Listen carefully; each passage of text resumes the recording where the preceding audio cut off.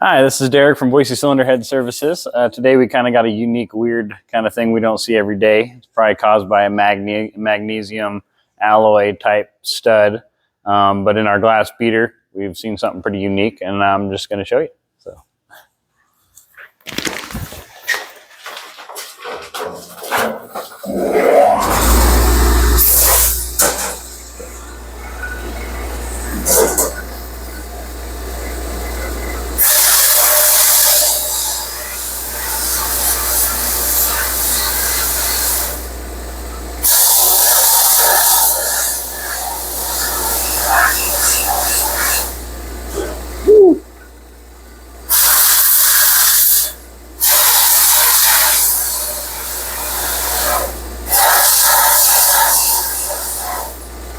Wow.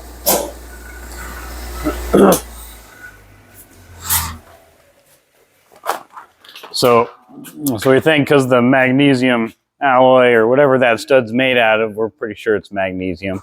The friction from the glass bead hitting that is causing a spark to fly off of it, which is pretty neat. You don't see that every day. So it's pretty cool. We're all pretty excited about it here.